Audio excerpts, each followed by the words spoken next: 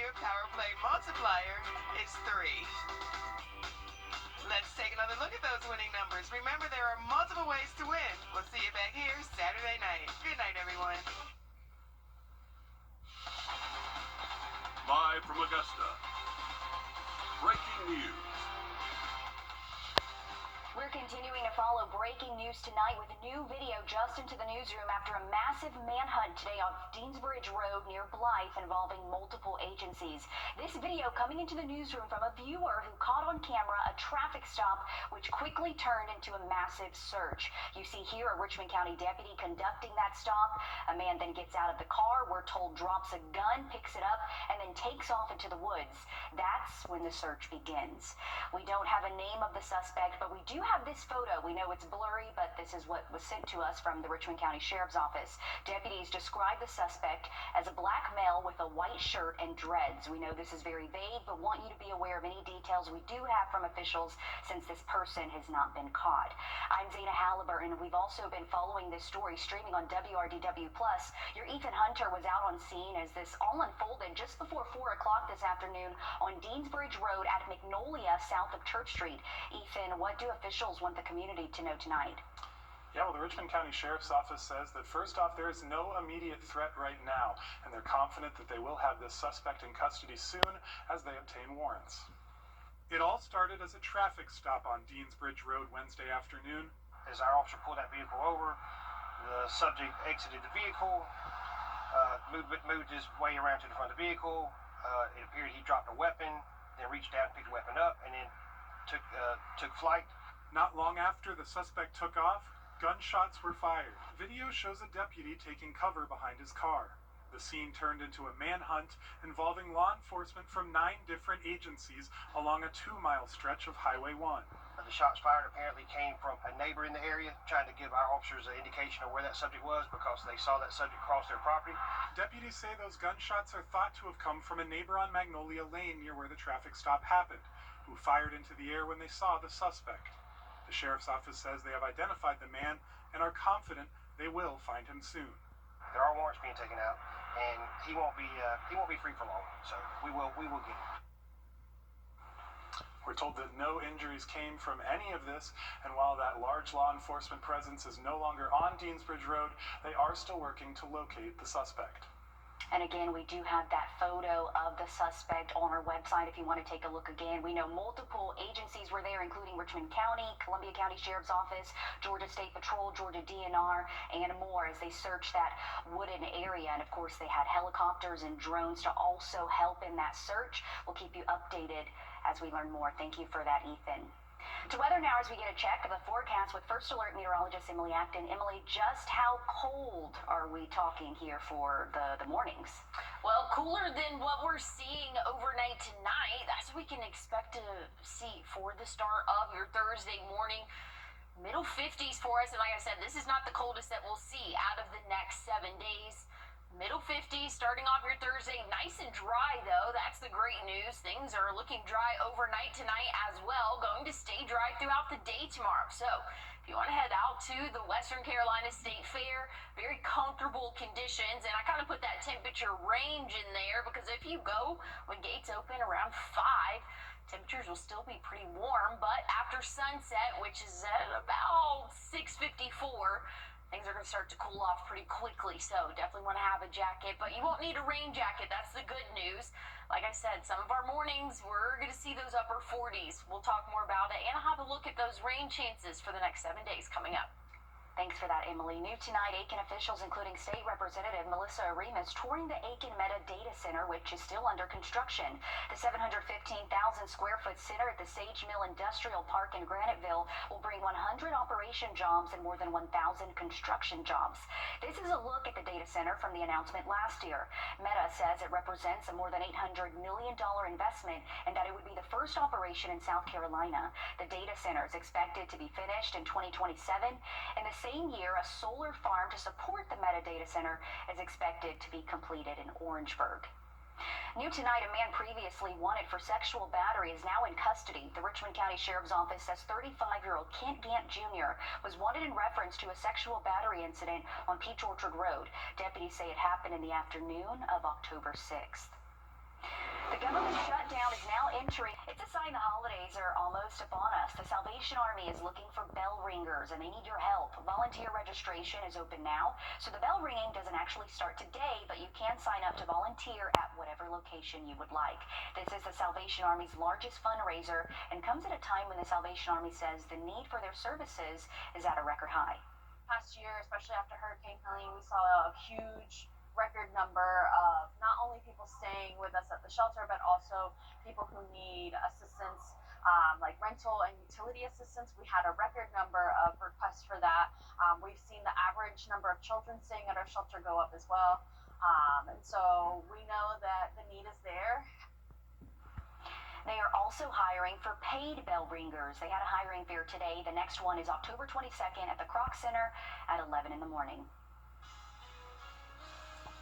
Well, looking at those overnight low temperatures, we're staying around average for your Thursday morning, but even cooler mornings are in store. We'll have a look at your 7-day coming up. Plus, more than 100 students are now in quarantine due to a measles outbreak in South Carolina. What you need to know about it after the break. You can find ice-cold refreshment right here at Parker's Kitchen. Cool off with a large fountain or frozen drink for just 79 cents. Only at Parker's Kitchen. Friday nights are all about football with Under the Lights. We're on your sideline with the big plays, rivalries, and fierce competition. Every Friday night starting at 5:30 on News 12. Grab a front row seat to all the action and enjoy a full range of special coverage with puppy picks, tailgate, and let's hear it for the band. Under the Lights, sponsored by Chandler Law Firm. For a home life that is exciting and cool. Happening tomorrow, Barkoween at the Evans Town Center Park. It's an annual evening of fun where your pets can dress up too. Kids will also be able to go from candy station to candy station and enjoy the park. It's just one of the many Halloween events planned around our area. You can take out your phone, scan this code. It'll show you a complete list of Halloween events you can attend nearby. And it should be a fun time. The weather should be great. So be sure to grab your costume, dress up your pets. Emily, what's your pet dressing up as?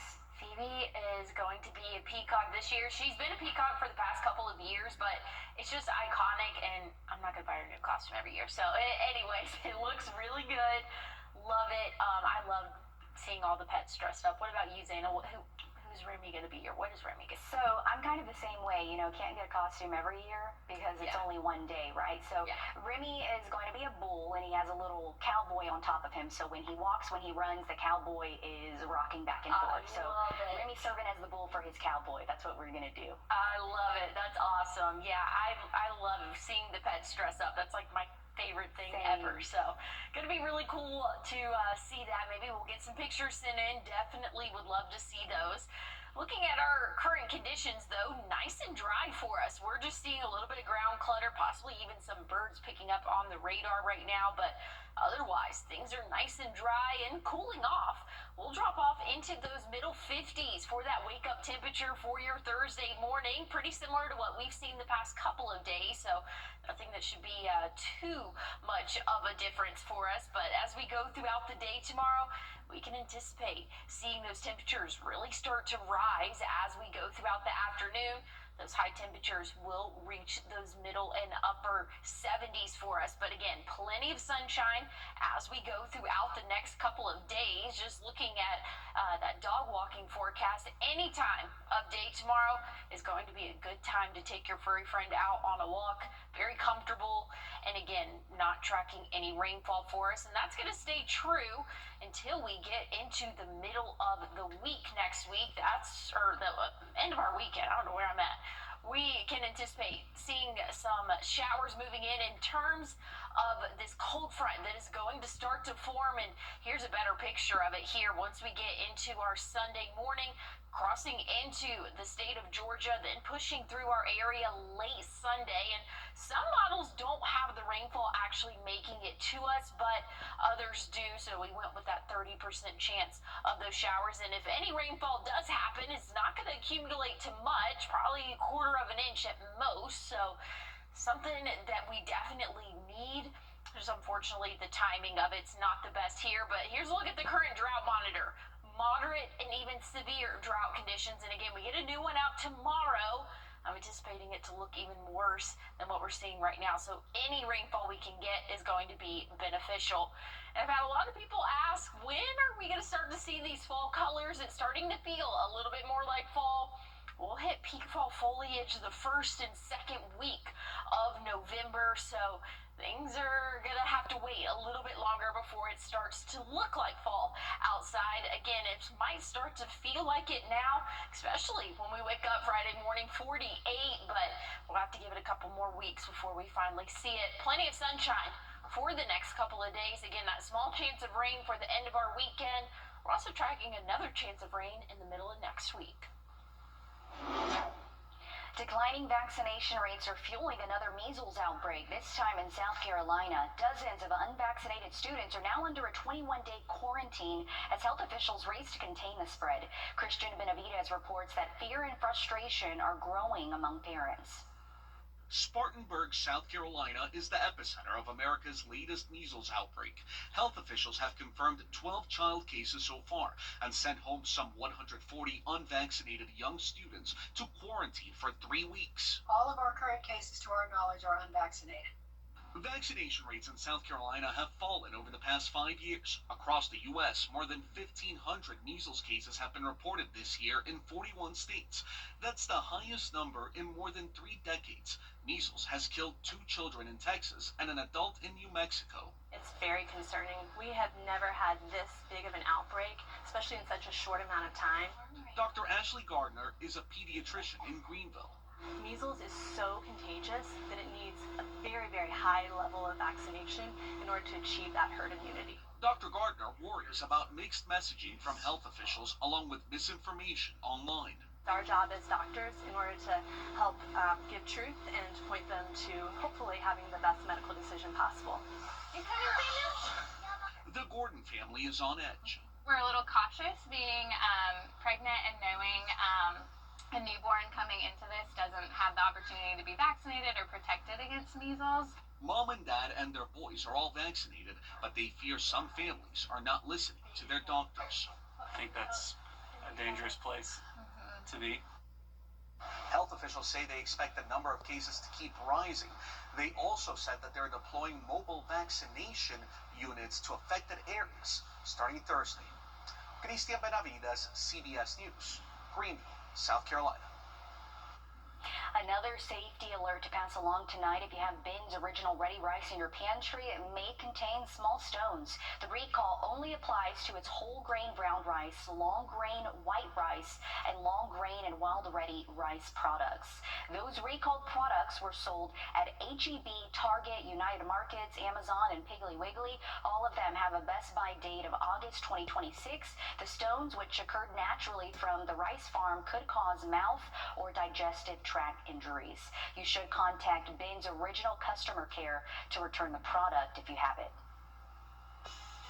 Coming up, flying during this government shutdown can be stressful. We have advice to help you navigate the airport and know your rights in just a moment. And as we head to break, we're giving you a live look from Iowa and your winning lottery numbers.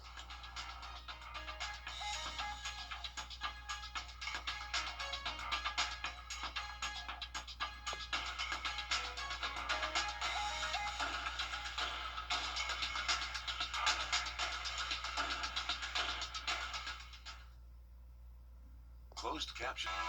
Just ahead in sports, a Washington Wilkes senior is making a name for herself inside the boxing ring and out on the field. We'll tell you about her next. We will cover First Alert Radar, powered by Jim Hudson Automotive Group. On your sideline, sponsored by Chandler Law Firm. For most high schoolers, one sport is enough to fill the schedule, but for Washington Wilkes senior Morgan Dove, enough isn't in her vocabulary. She plays softball, competes in Georgia high school rodeo, and she's now making a name for herself in the boxing ring. Okay, here we go. She's the least angry person you'll ever meet. There's a lot more things to be mad at in life. She can hit a pitch as hard as she can give a hit. People are like, you like getting hit for fun. My friends are always like, can you beat this person up for me? This is an art. I'm ready. And the ring I've been ready. is her canvas. She's a third baseman with a world-class jab that's landed her 2 national titles. First one I won, I couldn't even believe I'd done it. Getting in the ring, knowing what you're about to do, causing physical harm to each other. You ever sleep? When I have some. Probably 16 hours in a week here. Probably around 10 there too, so that's a lot of hours. You rodeo on top of all of I do. She's a 3-time state qualifier. What she can't physically lasso, she chases anyways. I like the challenge, honestly, because even when you're like tired and you don't want to do it, you still have to make yourself do it. This is Morgan Douglas Rowe, I think I've learned how tough I really am. and she fights for every inch. No matter how many times I've cried, no matter how many times I've gotten beat up, or lost a softball game, struck out, fell off my horse, whatever the case may be, I just keep thinking about the end goal. Like, never give up, never quit, just keep going, no matter what. Because those are the trials and the error that make you who you are in the end. Well, after graduation, Dove wants to turn into a pro boxer. She still has some softball left to play. The Washington Wilkes is moving on in the second round, as is Harlem. Swainsboro will have to play a Game 3. All of our 2A teams are out, including Josie, and then Washington County in A Division 1. In volleyball, Richmond Academy and Lakeside continue on. Ole Miss and Georgia have been a power-hungry battle for the last 2 years. Lane and Kirby, both of them pretty good friends, having spent 3 years together on the Alabama staff from 2014 to 2016. And as you'd expect, the jabs from Kiffin already coming. Lane calling his buddy Kirby the best college football coach in the country, but then had to follow it up with this. Off-the-wall question, you and Kirby, probably some of the more demonstrative coaches on the field. Who do you think burns more calories in a game, you or him? I don't know. That's a good question. I walked by the TV and saw his press conference today, so I don't think he's burned too many calories. But he does have a lot of energy in the games, and he coaches really passionate. And I've given him heat before about the weight loss part. He says he's too stressed to work out. Tech is entering uncharted territory this week. The Jackets are number 12 in the country, looking to go 7-0 for the first time since they started 9-0 in 1966. They'll have home field advantage against a talented 4-2 Duke squad. They have been really fun to watch this season.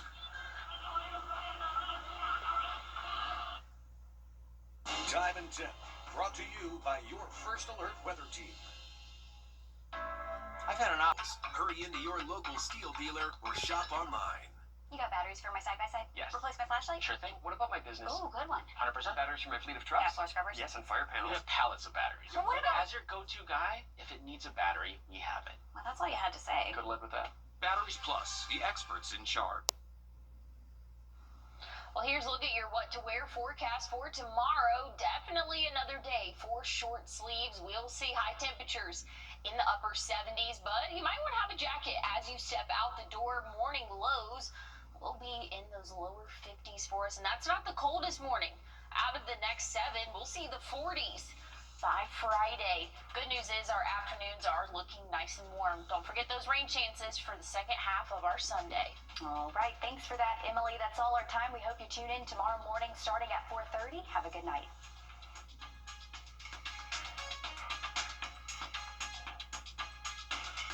Elevate your drive at Gerald Jones Lincoln. Whether you're shopping for your dream ride or need to service your current vehicle, you can count on a friendly and convenient experience every time. Find exciting offers on all your favorite new Lincoln models. We're sure to have the vehicle you've been dreaming of. Plus, with mobile service and pickup and delivery options, servicing your vehicle has never been easier. Visit Gerald Jones Lincoln to start your car buying journey today or shop online at GeraldJonesLincolnAugusta.com. Gerald Jones Honda.